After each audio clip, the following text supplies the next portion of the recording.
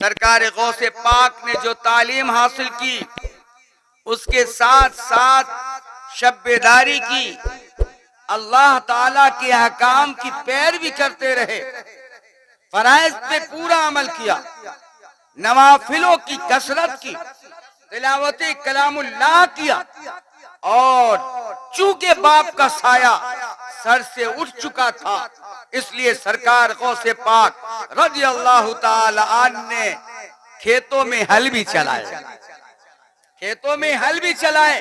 आज के वक्त में अगर कोई अच्छा आलिम हो जाता है तो वो ऐब वो न समझे, लेकिन लोग ऐब समझने लगते। रहने दीजिए मौलवी साहब, आप क्या काम करेंगे। लेकिन हमारे औलिया अल्लाह और गौसे पाक रज़ी अल्लाह ताला ने अपनी यतीमी के हाल को बरकरार देखते हुए भी, तालीम हासिल करते हुए, इबादत की पाबंदी करते हुए आपने खेतों में हल चलाए। इसी वजह से मक़ूला मशहूर है, रिवायत मशहूर है कि जब सरकार गौसे पाक रज़ी अल्लाह ताला अन्हु हल चला रहे थे, चलाते थे, तो आवाज आती थी, ए अब्दुल कादिर जीलानी, तुम इसलिए पैदा नहीं किए गए, इसलिए पैदा नहीं किए गए, तुम्हें और आगे बढ़ना है। सरकार गौसे पाक रज़ी अल्लाह ताला अन्हु को जब बचपने के आलम में बगदाद झीला के इलाके से गुजरते थे तो छोटे छोटे बच्चों के कानों में आवाजें आती थी कि देखो ये अल्लाह का वली आ रहा है, अल्लाह का वली आ रहा है। बचपने का हाल ये था सरकार गौसे पाक का।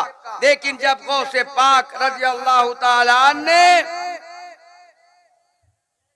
17 साल बिता दिए और कहा, अम्मी जान अब इजाजत मरहमत फरमाएं कि मैं जाऊं शहर बगदाद, जो इल्मो फन का गहवारा है, जो अरबी अदब का गहवारा है, जहां से फन्ने उलूम के चश्मे फूटते हैं, जो इल्मो आगही की आमाज़गाह है, जिससे नूरे हिदायत के चश्मे फूटते हैं, जहां से विलायत की नूर छलकते हैं। आपकी इजाजत हो तो अम्मी जान, मैं भी जाना चाहता हूँ शहर बगदाद और जाकर जानुए तलम्मुस करूंगा किसी ऐसे बुजुर्ग की बारगाह में जहाँ पर हमें इल्मे जाहिरी भी नसीब हो, इल्मे बातिनी भी नसीब हो। आप अंदाजा लगाओ, मैंने 2 जुमले कहे हैं, एक इल्मे जाहिरी, दूसरा इल्मे बातिनी। ये अपनी तरफ से नहीं कही है। आओ बुखारी शरीफ के हवाले से, बुखारी शरीफ जिल्द अव्वल किताबुल इल्म के अंदर हज़रत अबू हुरैरा रज़ी अल्लाह ताला अन्हु मरवी है, फरमाया है, अबू हुरैरा कहते हैं कि अल्लाह ताला ने हमें 2 इल्म के थैले दिए, 2 इल्म के थैले दिए। मैंने नबी से इल्म के 2 थैले हासिल किए। एक इल्म वो था जिसे मैंने फैला दिया है, लेकिन दूसरा इल्म हमने महफूज रखा है। अगर उसको उजागर कर दूंगा तो मेरी गर्दन मारी जाएगी। ए लोगों, तमाम मुहद्दिसीन ने इस बात पे इत्तफाक किया है कि इससे मुराद इल्मे बातिन है, इल्मे तरीक़त है, इल्मे मार्फत है, इल्मे हकीकत है। इसलिए कि आलिम अपने इल्म में उस वक्त तक मुकम्मल नहीं होता जब तक कि उसके अंदर बातिनी इल्म पैदा न हो जाए। सुभान अल्लाह, सुभान अल्लाह। ए लोगों, जितने भी औलिया अल्लाह गुजरे, बुजुर्गानी दीन गुजरे, उन्होंने जहां इल्मे दीन हासिल की, इल्मे शरीयत हासिल की, वहीं इल्मे बातिन भी इख्तियार किया। ये निस्बतों से पैदा होता, ये इल्म निस्बतों से मिलते। बड़ा प्यारा जुमला कहने वाला हूं और उसे महफूज रख लेना। ये निस्बत क्या चीज है? तवज्जो करें नौजवान, वो कमेटी के नौजवान जो इधर उधर होते हैं, मेरे इन 2-3 जुमलों को नोट कर लो बस। निस्बत क्या चीज है? जब बंदा खुदा अपने रब से इबादत के जरिया, सदाकत के जरिया, नवाफिलों की कसरत के जरिया, सच्चाई पे चल के शरीयत की पासदारी करते हुए एक ताल्लुक जोड़ता है, इबादत करके ताल्लुक जोड़ता है, अब अल्लाह से ताल्लुक जोड़ता है, तो वो ताल्लुक जब उससे ताल्लुक मजबूत हो जाते हैं तो वो ताल्लुक उसके दिल की कैफियत को बदल देता है, और जहाँ तारीख होता है, जहाँ तारीख होती है, उसे नूर से बदल दिया जाता है। वो ताल्लुक दिल के अंधेरेपन को दूर कर देता है, दिल में अंदर उजाला पैदा कर देता है। वो रब से जो ताल्लुक होता है एक बंदे मोमिन का, तो वो जो ताल्लुक पैदा होता है रब्बे कायनात से, उसी को इस्तिलाह तसव्वुफ में निस्बत कहा जाता है। अब किसी को निस्बत इश्क मैसर आती है तो किसी को निस्बत इताअत मिलती है, किसी को निस्बत मूसवी हासिल होती है तो किसी को निस्बत ईसवी हासिल होती है। ये सारी निस्बतें जब एक शख्सियत के अंदर जमा हो जाती है तो उसी शख्सियत को वलायत मोहम्मदी का दर्जा अता होता है। अगर आप मेरी बातों को समझ रहे हो तो मैं इस प्लेटफॉर्म से गुफ्तगू करूंगा, वरना मैं फिर अपना रुख चेंज कर लूंगा। अगरचे हमें आज चेंज करना ही है, चेंज करना है हालात हाजरा और सट्टारी का माहौल। क्या सट्टारी का माहौल पहले जो था, आज 17 साल पहले, 15 साल, 12 साल पहले, आज वही माहौल है? बोलिए। कल तक जो बच्चे इमामों को देखते थे तो खड़े होकर ताज़ीम करते थे, हाथों को चूमते थे, आलिमों के सामने खड़ा होना उनके लिए दुश्वार कुन होता था। जिस बिस्तर पे आलिम बैठ जाता था ये अदब से खड़े होते थे। आज क्या वक्त आया है, आज क्यों वक्त करवट बदल लिया है? आज क्या वजह है कि वही बच्चा जो कल तक अपने माँ बाप का फर्मा बरदार था, वही बच्चा जो अपने माँ के चेहरे की जियारत करता था, वही बच्चा जो अपने माँ के कदमों को चूमता था, आज वो बच्चा अपने माँ के साथ बदतमीजी के अल्फाज इस्तेमाल करता है। वो आज वो बच्चा अपने बाप के साथ बेअदबी करता है। वही बच्चे जो कल तक बड़ों की ताज़ीम करते थे, तकरीम करते थे, आज वही बच्चे तालीम, ताज़ीम और तकरीम से दूर हट गए। वजह क्या है? वजह क्या है? तो हमने अपना ताल्लुक, हमने अपना रिश्ता रब ताला से जब तक जोड़े रखा था तो हमारी औलादे भी फरमा बरदार थी, हमारे यहाँ आदाब भी थे, हमारे यहाँ अदब का गहवारा भी था, हमारे यहाँ ताज़ीम भी थी, हमारे यहाँ इबादत में हलावत भी थी, हमारे यहाँ इबादत में मजा भी था। आज जब हमने अल्लाह से अपना ताल्लुक दूर कर लिया है तो आज आफतों के शिकार हो, आज हम दूर हो गए। आज हमारे एक मुस्लिम माशरा में सूद का लेन देन हो, हैरत। एक मुस्लिम माशरा में वो इंसान, नौजवान जो कलमा पढ़ता हो, वो इंसान जो कलमा पढ़ के मुसलमान, अपने आप को मुसलमान कहता हो, मुसलमान हो, उसके हाथ में शराब की बोतलें होंगी। क्या आज हमारे माशरे में जुआ का रस्म आम नहीं हो गया? क्या हम मोबाइलों पे जुआ नहीं खेलते? क्या हम लॉटरी नहीं लगाते? क्या तुमने उलमा से नहीं सुना था? क्या कुरान का हुक्म बुजुर्गाने दीन ने तुम्हें नहीं बताया था? अगर बताया था, मालूम होने के बाद भी अगर आपने वो हरकत की है तो याद रखें, आपका अंजाम बुरा होगा। अगर तौबा किए मर गए तो आप सोच लेना तुम्हारा कोई यारो मददगार नहीं होगा।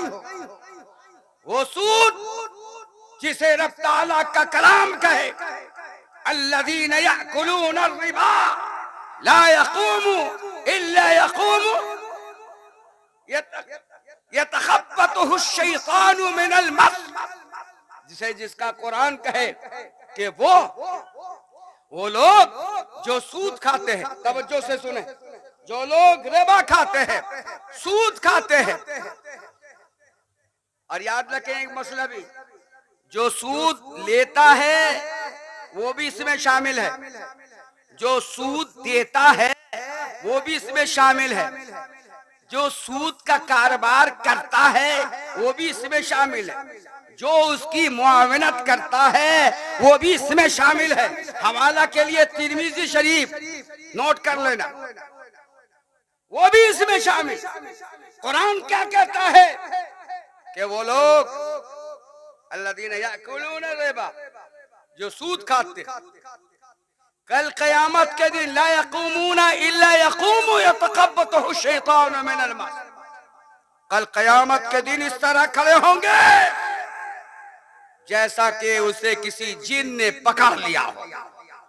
जब जिन किसी को पकड़ता है तो झूमता है, अपने सर के बाल लौटता है, हाथे पटकता है, चीख लगाता है। लेकिन ये लोगों, कुरान ने इतनी अहम बात बता दी, उसके बावजूद भी क्या तुम सूद का कारोबार करोगे? तुम्हें अल्लाह पे भरोसा नहीं? तुम्हें अल्लाह पे भरोसा नहीं? अगर भरोसा नहीं है तो सूद की मनहूसियत पे तो यकीन होना चाहिए। सूद का कारोबारी कभी भी फलाह नहीं पाता। सूद लेने वाला, देने वाले दोनों बर्बाद होते हैं।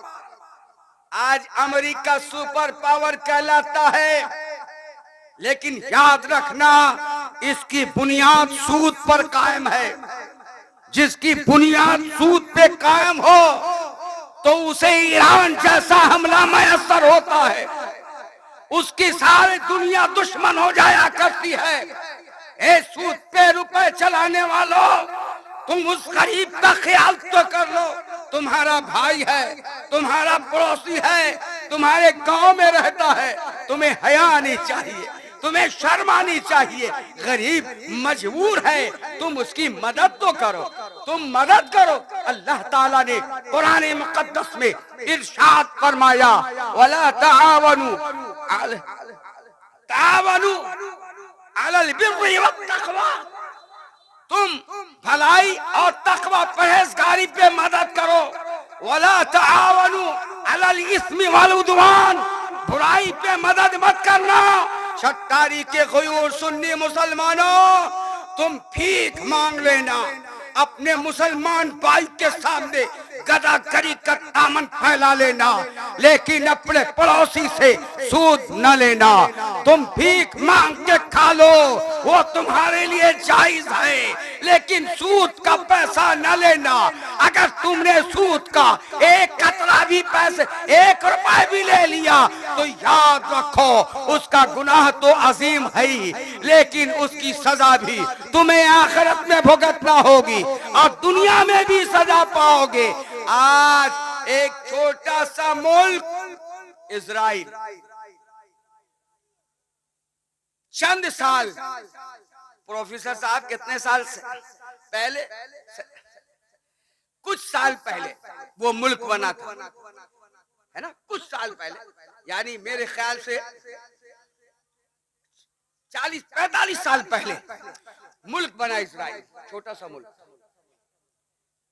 और अमेरिका जो सुपर पावर कहलाता है, आप समझते हो ना, अमेरिका सुपर पावर है, लेकिन ये नहीं देखते कि पूरी दुनिया का सूद लेता है।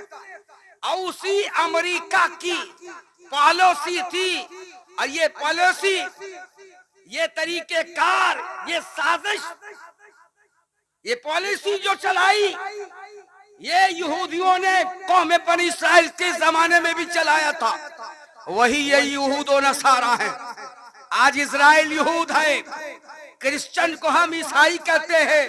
इसको तुम अपना भाई बना रहे हो, इनके स्कूलों में अपने बच्चों को पढ़ा रहे हो, लेकिन तुम जानते नहीं कि ये अल्लाह के भी दुश्मन हैं, रसूलुल्लाह के भी दुश्मन हैं। अगर से बज़ाहिर अहले किताब हैं, लेकिन आज के दौर के ये मेरा इशारा आज के दौर के यहूद और नसारा काफिर हैं। इन्होंने बहुत जुल्म और ज्यादती की है अहले इस्लाम के ऊपर, और आज भी इनका इरादा है। इन्होंने मुसलमानों की यकजहती को तबाह करना चाहा, इन्होंने मुसलमानों के जोड़ को खत्म करना चाहा, एक कबीले से दूसरे कबीले को लड़ाया।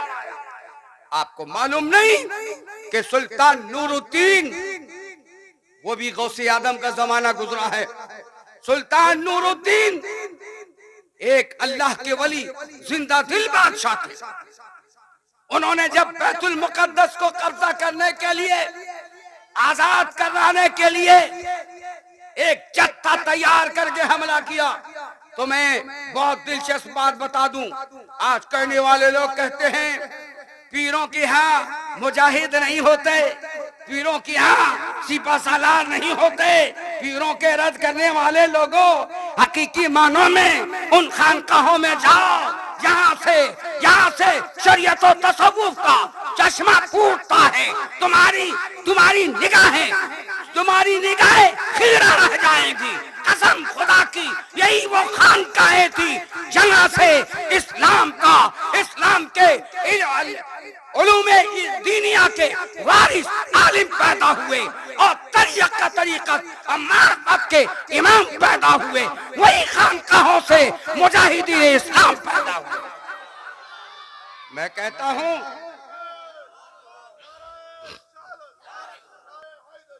आप तारीख का जायजा लें कि सरकार गौसे पाक रज़ियल्लाहु ताला अन्हु ने कितने तलबा कराम को सुल्तान नूरुद्दीन संगी के लश्कर में भेजा था। सही तारीख के एतबार से 3000 उलमा को तैयार किया गया। 3000 उलमा। पहले कहां थे इस तरह मदारिस? एक ही खानका में हदीस और कुरान की तालीम भी होती थी, और दूसरी तरफ दिलों को सैकल भी किया जाता था, दिलों को सैकल भी कराया जाता था। हमें तालीम दी गई कि राह सलूक कोई मुश्किल नहीं है। ए सट्टारी वालों, थोड़ा सा इसे भी सुन लो, आगे बढ़ूंगा फिर उसी तरफ आकर। राह सलूक चलना भी आसान है। तुमने जिनसे सुना है कि राह सलूक बहुत कठिन है, बहुत कठिन है। हाँ कठिन है, लेकिन मैं आसान रास्ता बताता हूँ। 2 जुमले कमे अंजुमन गौस गुलामाने आसी भी सुन लें और हाज़रीन भी याद कर लें। 2 जुमले। ए लोगों, राह सलूक तय करने का इरादा रखते हो तो राह सलूक तय करके मौला के हुजूर पहुंच जाओगे। सिर्फ 2 कदम है तुमसे, कहो सुभान अल्लाह। सिर्फ 2 कदम, 2 मंजिल है। एक कदम या एक मंजिल। सुनो गौर से, अगर चाहते हो अल्लाह तक रसाई हो जाए तुम्हारी, राह सलूक किसी को कहते ना, अल्लाह तक पहुंचना। अगर चाहते हो अल्लाह तक रसाई हो जाए तो पहला कदम सुनो। पहला कदम ये कि जब तुम मखलूक से जुड़ो, यानी सोशल वर्क करो, खिदमत खल्क करो, किसी का काम आ जाओ। पड़ोसी गरीब है, उसे सूद मांगने पे मजबूर न करो, उसकी जरूरत को पूरी कर दो। गरीब है जिसकी बेटी की शादी नहीं होती, अल्लाह तुम्हारे बैंक में रखे हुए मालों को भी जानता है, अल्लाह तुम्हारे छुपे हुए खजानों को भी जानता है। अगर उस गरीब की टोली उठा दी होती तो अल्लाह की तरफ से रजामंदी का परवाना तो आता ही, लेकिन उस गरीब के दिल से सदाएं बार बार गश करती। तुम्हारा किरदार देखकर शट्टारी के सैकड़ों घरों से मदद करने की इल्तिजा होती, लेकिन आपने ऐसा नहीं किया। आप नहीं करना चाहिए। आप अपने भाई को सूद पर मजबूर करना चाहते, और वो मुसलमान भी कैसा जिसे अल्लाह ने पैसा दिया। क्या तुम नहीं जानते पड़ोसी किस तरह होते? अच्छा पहले ये सुनो बात, मैं बहक जाऊंगा। आप जानते हो शुरू से मैं एक तरफ चलता हूँ, फिर मार्ग मिलते रहते, और उसी तरफ पकड़ जाता हूँ, फिर मैं अपने उन्वान पे आता हूँ। आज तो मुझे चंद जरूरी बातें बतानी, इसलिए शॉर्ट में मैं छूता हुआ आगे बढ़ूंगा। मैंने बताया रहे सुलूक अल्लाह तक पहुंचने के लिए सिर्फ 2 कदम। एक कदम ये कि मखलूक से जब जुड़ो, यानी मखलूक की खिदमत करो, तो अपने नफ्स को अलग करो। तवज्जो, अपने नफ्स को, अरे मेरी बात समझ में आ रही है? बोलो। अपने नफ्स को अलग कर दो। नफ्स अलग करना मतलब क्या है? अगर दान दे रहे हो ना, तो उसमें ये ख्याल ना हो कि जमाना देखे हमें दानी कहे। कर्ज दे रहे हो तो वो ख्याल ना पैदा हो कि हम किसी की मदद कर रहे हैं, किसी के साथ अच्छा काम कर रहे हो तो यह ख्याल ना पैदा हो कि हमें एहसान कर रहे हैं। इसलिए नफ्स को अलग कर दो। मखलूक से जुड़ो तो नफ्स को अलग कर दो, और जब खुदा से जुड़ो यानी इबादत में बैठो तो मखलूक को अलग कर दो। आए है तुम रहो रब्बे कायनात की रहमत के उजाले रहे, अल्लाह को अपने सामने देखते रहो और इबादत में मोहल हो। यकीनन नफ्स को छोड़ो। इस नफ्स में तो न जाने कितने कितने अहले इल्म भी चले गए, अहले इल्म भी चले गए। खानकाहों में तालीम सिर्फ यही दी जाती है। नफ्स अगर मोटा हो गया ना, तब बड़ा मुश्किल होता है। आदमी दान भी देता है ना, तो वो 100 का नोट देगा तो वो खोल कर देगा। कल तक गरीब था, आता था पीर साहब के साथ जाता था, आज मालदार हो गया तो अकड़ने लगा। क्या अकड़ने लगा? आज हमारे माशरे में गुरूर भी बहुत हो। अच्छा मैं हाफिज नहीं, हाफिज 2 बैठे हुए हैं, अगर मैं भूलूं तो बताना। कुरान क्या कहता है? नहीं, दुरूद शरीफ पढ़ियो, आयत याद आ जाए। अल्लाहुम्मा सल्ली अला सय्यिदिना कल्लज़ीना कफ़रू खरजू मिन दियारिहिम बतरऊ व रियाअन नास। ये अल्लाह ताला फरमाता है। इससे पहले वाला एक जुमला छूट रहा है, लेकिन मफहूम बता दूंगा। अल्लाह ताला ने क्या फरमाया? ए मुसलमानों, तुम उन काफिरों के तरह मत होना, कल्लज़ीना कफ़रू मिन खरजू मिन दियारिहिम, उन काफिरों की तरह नहीं होना जो अपने घरों से निकले तो बतरऊ व रियाअन नास, कुव्वत आजमाते इतराते हुए निकले, यानी सीना फुलाते हुए निकले। कल तक गरीब थे तो झुक के चलते थे, आज मालदार हो तो सीना निकाल के चलते हो। क्या तुम कुरान के फरमान को नहीं मानते? कुरान कहता है मुसलमानों, उन काफिरों की तरह मत होना जो अपने घरों से निकलते तो तकब्बुर लेकर निकलते, इतराते, तकब्बुर करते। ए लोगों, तुम्हें खानकाहों से और सरकार गौसे पाक के दियार से, खानकाहे गौसिया से यही मैसेज लेना चाहिए कि हमें खानकाहों में झुकना सिखाया जाता, मेरी मुराद आजिज़ी सिखाई जाती है। बंदा, अल्लाह बंदे के आजिज़ी को पसंद करता है, अल्लाह बंदे की खाकसारी को पसंद करता है, अल्लाह इन्नल्लाह ला युहिब्बुल मुतकब्बिरीन, अल्लाह घमंड करने वाले को पसंद नहीं करता, अल्लाह तकब्बुर करने वाले को पसंद नहीं करता। दौलत के नशा में चूर रहने वाले लोगों, अपनी इमारतें बनाने से पहले अपने पड़ोसियों का ख्याल कर लो। जो सूद लेने पे मजबूर हो गया है, इमाम आजम अबू हनीफा ने अपने पड़ोसी का ख्याल नहीं किया था। यहूदी था पड़ोसी, लेकिन जब इमाम साहब आए मुल्क शाम से तिजारत करके बहुत माल लेते, तो देखा कि हमारा पड़ोसी जेल में है। पूछा भाई क्या बात है, किसी वजह से जेल में गया। इमाम आजम तशरीफ ले गए, अब पैसे देके उसे छुड़वा लाए, उसके घर पहुंचा दिया। कुछ ही दिनों के बाद जब उस यहूदी पड़ोसी ने इमाम आजम के किरदार को देखा, इमाम आजम की अखलाक व अखबार को देखा और घर बेचने का इरादा किया, तो उसने बोली लगवाई। लोग जमा हो गए, कहे लोगों मेरा घर नीलाम हो रहा है, मैं बोली लगाता हूँ। कहा कीमत क्या है? कहा 20,000 दिनार। कहने लगे लोग कि हाँ तो इस इतनी जमीन और इतने बड़े मकान की कीमत 10,000 है, तुमने डबल दाम क्यों रखा? कहे लोगों सुनो, मेरा पड़ोसी इमाम आजम अबू हनीफा है। कहो सुभान अल्लाह। जब मैं घर बेचूंगा तो हमसे मेरा पड़ोसी भी छूट जाएगा, और तुम जब घर लोगे तो इतना उम्दा पड़ोसी भी तुम्हें मिल जाएगा। ये लोगों देखो अपने इमाम को कि इमाम आजम अबू हनीफा रहमहुल्लाह ने कैसा किरदार अपनाया। अगर आप भी किरदार अपनाने लगो ना तो सूद का मामला ही खत्म हो जाएगा। आज हम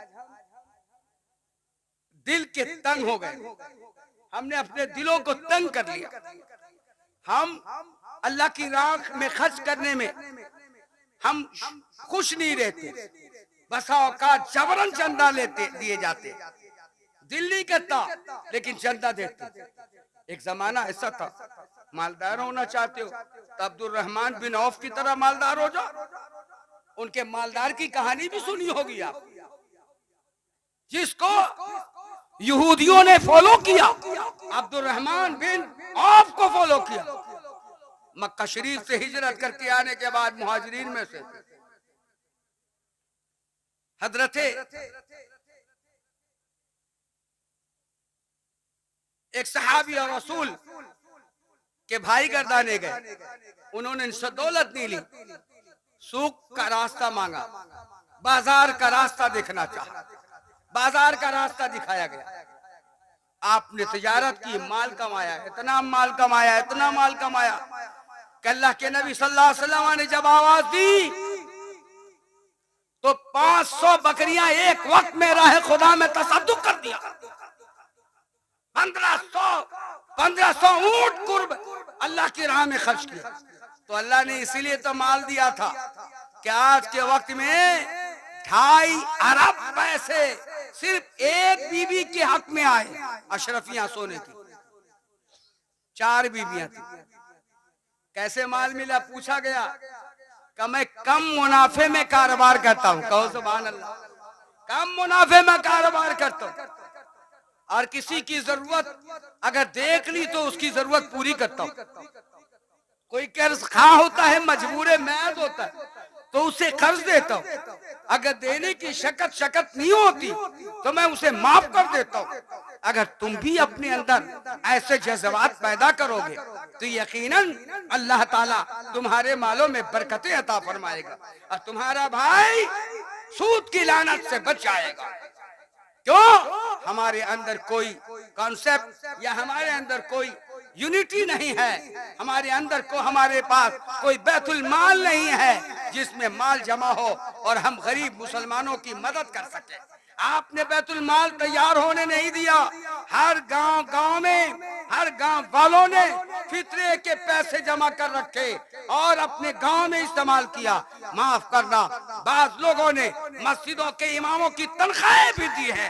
क्या वो मसाइल नहीं जानते थे? कुर्बानियों की खालों को भी एक मस्जिद बनाने के लिए इस्तेमाल किया। अगर शरीयत ने जरूरतन जायज करार दिया है, लेकिन ये लोगों वक्त जरूरत थी कि आज हमारे दरमियान बैतुल माल होता जिसमें हम अपना माल जमा करते तो हम गरीबों की मदद कर सकते। हमने वो कदम आगे नहीं बढ़ाया जिसकी हमें जरूरत थी।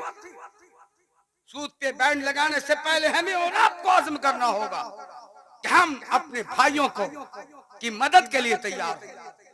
दूसरी बात यह जरूरी थी कि शराब और जुआ हमारे यहाँ जुआ हद से ज्यादा तजावुज कर रहा है। आज लूडो भी खेलते हैं ना, आप खेलते हो ना लूडो, बच्चे खेलते हैं, वो भी जुआ है। हुजूर अक़दस सल्लल्लाहु अलैहि वसल्लम ने फरमाया कुल्लु लहविन हरामुन, हर वो खेल, अब ये मैं ब्रैकेट लगा रहा हूं समझाने के लिए आपको, हर वो खेल जिसमें शर्त हो, शर्त लगाई गई हो, वो हराम है। अब आप सोचो मेरे दोस्तों कि आज लोग क्रिकेट मैच होता है कहीं तो शर्त लगा लेते हैं, अगर इसने एक बॉल मारा कामयाब हुआ ना तो हम तुम्हें खाना खिलाएंगे, या अगर वो नाकाम हुआ तो तुम्हें खिलाना होगा। शर्त लगी कि नहीं लगी? लग गई। ये भी हराम है, ये भी हराम है। आज पैसे से पैसा दे करके कमाते हो, शरीयत ने जायज किया है कि अगर आपके पास 1 लाख रुपए हैं और किसी के पास चवन्नी भी पैसे नहीं, तो पैसा आपका होगा, अब मेहनत उसकी होगी। गौर से सुनना, मेहनत उसकी होगी। तो ये तो जायज है। कब जायज है? कि अगर नुकसान में दोनों जिम्मेदार हो गए तब। अगर पैसा देने वाला बोलेगा नुकसान होगा तो उसी को देना होगा, तो जायज नहीं होगा, तो जायज नहीं होगा। ये लोगों कारोबार करो, लेकिन किताबों को पढ़ लो, पूछ लो, अहले खिरत से पूछो ना। अल्हम्दुलिल्लाह बंगाल में तो तुम्हारे यहाँ दर्जनों नहीं, मैं कहता हूँ सैकड़ों मदारिस है, ज्यादातर फजीलत। और जब से हमने तखस्सुस कायम किया माशाअल्लाह, अब मालदा डिस्ट्रिक्ट में कई मदरसों में तखस्सुस की तालीम भी जारी होने लगी। अल्लाह ताला और बोलवाला। ये लोगों हमें रिबा से बचना होगा और जुआ से बचना होगा। कुरान कहता है यसअलूनका अनिल खम्र वल मैसिर, मफहूम बता रहा हूं पहले। ए नबी आपसे पूछते हैं, मालूम कर रहे खम्र और मैसिर के बारे में, शराब के बारे में और जुआ के बारे में। कुल फरमाइए इस्मुहुमा फीहिमा इस्मुन कबीर। ए नबी आप फरमा दीजिए इन दोनों के अंदर, यानी जुआ और शराब के अंदर बड़ा गुनाह है। इस्मुन कबीर, बड़ा गुनाह है। व मनाफिउ लिन्नास, हाँ हाँ दुनियावी फायदा अगर लोगों को है भी तो इसका गुनाह व इस्मुहुमा अकबरु मिन नफ़इहिमा, अगर दुनियावी सुरूर आता भी है, दुनियावी फायदा मिलता, फायदा समझ रहे हो ना। अगर जुआ खेला तो कभी जीत गए तो दिल खुश हो गया ना। लॉटरी खेलते लोग, मुसलमान लोग दाढ़ी रखड़ा करती, बड़ी बड़ी दाढ़ी टोपी। अल्लाह हमारी और तकबीर मुफ्ती सैर यार की आमद, मुफ्ती सैर यार की। ए लोगों, सरकार आला हजरत अजीमुल बरकत मुजद्दिद दीनो मिलत सैयदी मुर्शदी इमाम मोहम्मद रजा खान फाज़िल बरेलवी अली रहमतुल रिदवान ने फरमाया, और जो फरमान बल्कि तफसीर की बातें हैं, फरमाया के लोगों हजरत अली करमल्लाहु ताला वजह का फरमान है कि अगर शराब का एक कतरा कुएं में डाल दिया जाए और फिर इस पे चबूतरा बना दिया जाए, कोई मुझे कहे कि मैं अजान दूं तो मैं हरगिज़ उस पे अजान नहीं दूंगा। शरीयत का मसला क्या है? फरमाया कि अजान नहीं दूंगा।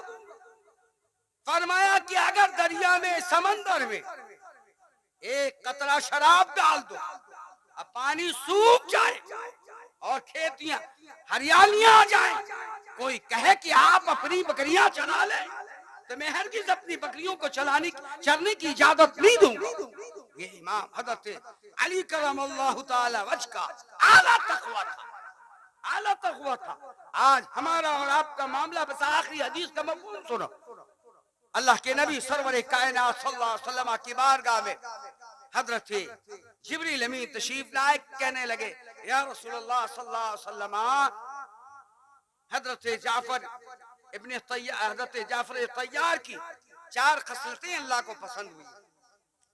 अल्लाह के नबी सल्लल्लाहु अलैहि वसल्लम ने हजरत जाफर तैयार को तलब किया और पूछा, तो उन खसलतों में जो खसलत बयान की, फरमाया कि जिस वक्त शराब की हुर्मत का ऐलान नहीं हुआ या हुर्मत का हुक्म नहीं आया था, या मेरे ईमान लाने से पहले भी मैंने शराब कभी नहीं पी थी। क्यों? इसलिए कि मुझे मालूम था कि शराब से अक्ल ज़ाइल हो जाती है। ये देखो लॉजिकल समझते हो ना, अक्ल वाली बात समझते, दिल वाली नहीं समझते। जरूरत कभी कभी पड़ जाती है अक्ल की, है ना। इस्लाम ने तो दोनों रवैये इख्तियार किए हैं। बहरहाल अब खतीब को रख करके अब मैं ज्यादा बयान नहीं करूंगा, वो शॉर्ट में तीन बातें और बता दूंगा। दूसरी बात, हजरत जाफर ने तैयार ने कहा, या रसूलुल्लाह सल्लल्लाहु अलैहि वसल्लम, मैंने अपनी जीश से लेके अब तक, यानी इस वक्त तक मैंने कभी बुत की पूजा नहीं की। क्यों? क्या? इसलिए कि मैं जानता था कि ये पत्थर न फायदा दे सकता है न नुकसान दे सकता है। इसी तरह आपने फरमाया झूठ नहीं बोला, इसी तरह आपने फरमाया कि झूठ नहीं बोला, इसी तरह फरमाया ज़िना ही नहीं की, ज़िना नहीं की। आप अंदाजा लगाओ ए लोगों कि शराब से लोगों की, सहाबा की कितनी नफरत थी, झूठ से कितनी नफरत थी। आज ये 4 चीजें हमारे माशरे में पनप रही हैं। मैंने पहले बता दिया, मुरीद होते फिरो, खानकाहों से राब्ते रखो, राह सुलूक चाहते हो तो 2 कदम में राह सुलूक मिलेगा, रास्ता मिल जाएगा, तुम्हें असली मंजिल मिल जाएगी। लेकिन 2 बातों पे अमल करना होगा। जब मखलूक से जुड़ो तो नफ्स को अलग कर दो, और जब खुदा से जुड़ो तो मखलूक से अलहदा हो जाओ। अल्लाह ताला हमें और आपको नेक अमल की तौफीक रफीक अता फरमाए। इंशाअल्लाह ताला कल जो भी बातें बाकी रहेंगी कल के बयान में कहूंगा। अस्तगफिरुल्लाह रब्बी मिन कुल्ली ज़ंबिन व अतूबु इलैह। अब मैं कहूंगा कि बाबू मौलाना अब्दुल रशीद साहब से कि नाशिरी पढ़ दें, उसके बाद मुफ्ती साहब की नकीब